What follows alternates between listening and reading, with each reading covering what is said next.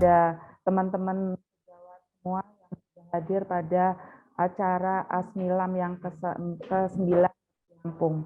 Nah, pada pagi hari ini saya akan membahas tentang trombosis.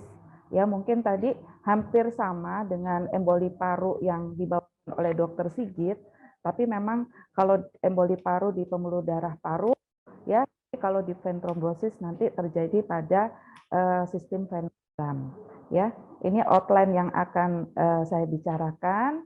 Jadi di vein trombosis yaitu terbentuknya trombus pada sistem vena dalam.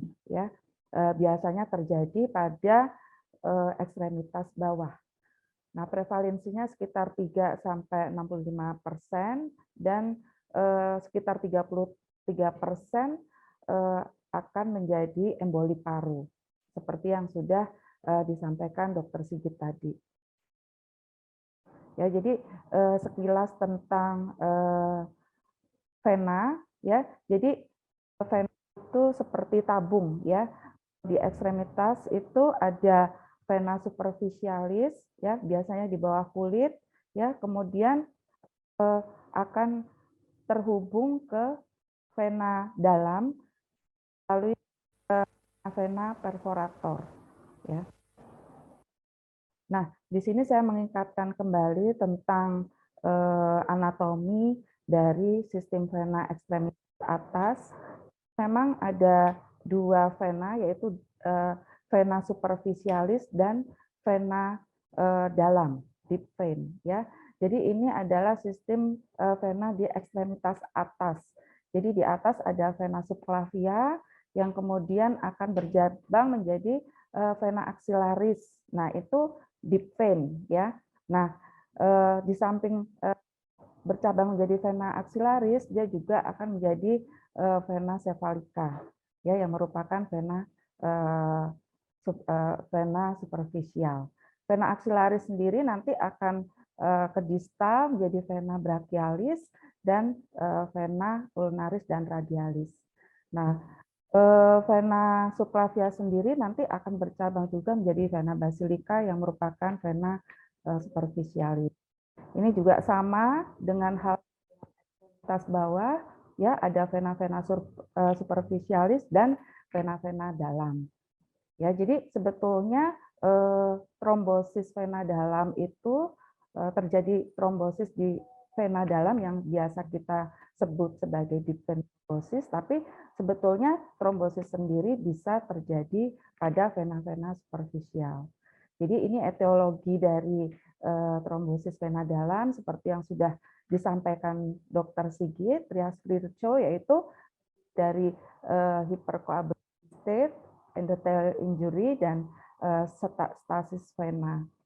Bagaimana kita mendiagnosis dari deep vein thrombosis? Ini adalah sign and symptom dari DVT, yaitu seringkali kita menjumpai nyeri pada tungkai.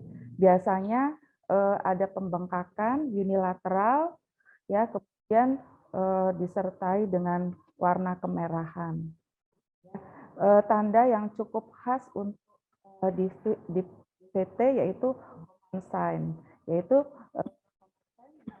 positif bila kakinya kita dorsofleksikan. Ya, ini adalah gambaran pasien dengan DVT. Ya, bisa kita lihat bengkak sebelah, unilateral, dan kemerahan. Biasanya pasien juga merasa nyeri. Ini adalah algoritma dari DVT, penamaan dari DVT. Tadi ada sistem skor, skor yang sudah disampaikan Dr. Sigit.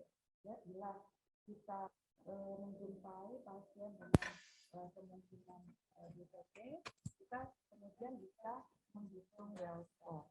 Ya, nah, suaranya nggak masuk. Kita bisa menghitung well score. Ya, di situ bisa kita bagi dua, DVT likely atau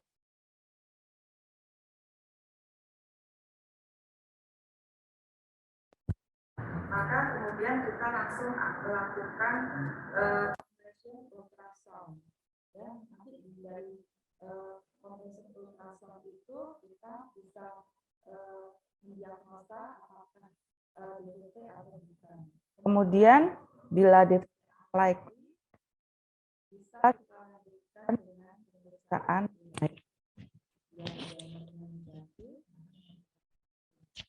kalau positif, maka kita bisa lanjutkan dengan compression ultrasound.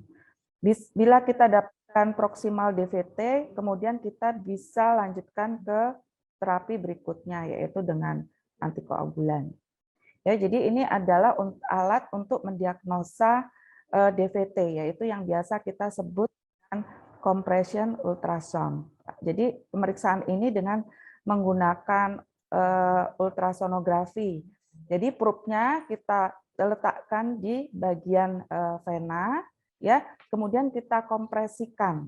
Ya, bila memang ada trombus, ya, maka venanya tidak kolaps. Jadi kalau memang tidak ada trombus, maka bisa kolaps, ya. Nah, ini untuk terapi dari DVT kita bagi 3, yaitu yang pertama initial treatment, yaitu 5-21 hari pertama. Kemudian long treatment 3-6 bulan berikutnya, dan kemudian extended treatment. Nah, pada initial treatment ini pasien bisa mendapatkan parenteral terapi yang kemudian dilanjutkan dengan vitamin K antagonis, atau bisa juga digunakan high dose direct oral antikoagulan.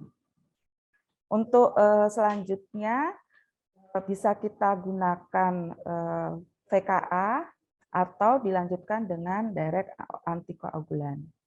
Ya, jadi initial dan long treatment ini juga bisa kita pakai untuk semua pasien DVT.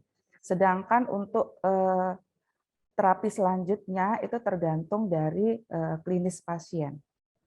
Ya, jadi secara garis besar treatment dari DVT bisa kita memakai antikoagulan berupa direct oral antikoagulan, heparin, trombektomi, IVC filter atau compression.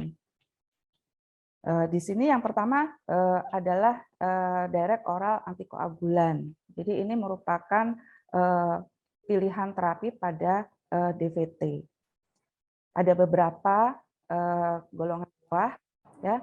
Ada dagatran, edoxaban, ya. Nah, pemakaian DOAH harus diawali dengan parenteral agent, tapi memang kalau apisaban dan rivarosaban biasanya kita pakai dengan sistem single drug approach.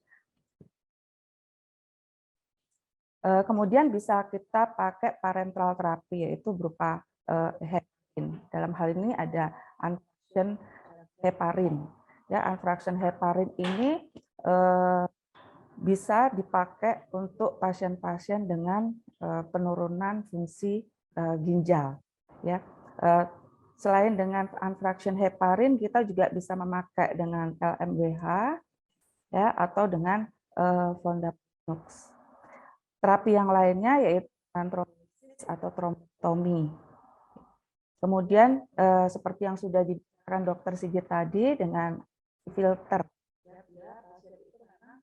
Ada kontraindikasi untuk pemakaian antikoagulan. Nah, selain itu juga dengan compression.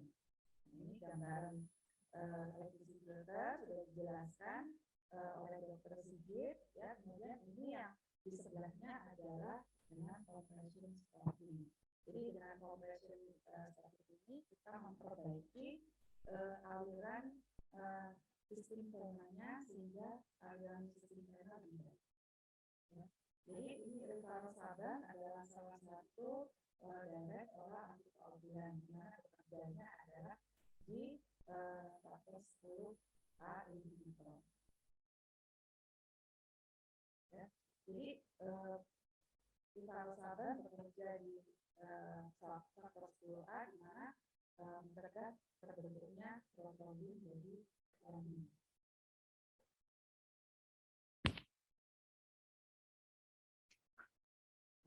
di sini rivaroxaban merupakan DOA, yaitu yang bekerjanya mempunyai terapi efek yang bisa kita prediksi, fixed dose, rapid onset, dan tidak terpengaruh oleh umur, seks, dan badan.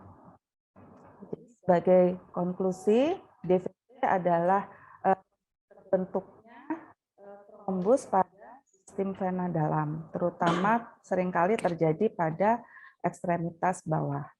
Jadi DOA atau direct oral antikoagulan merupakan salah satu dari pilihan dari treatment DVT.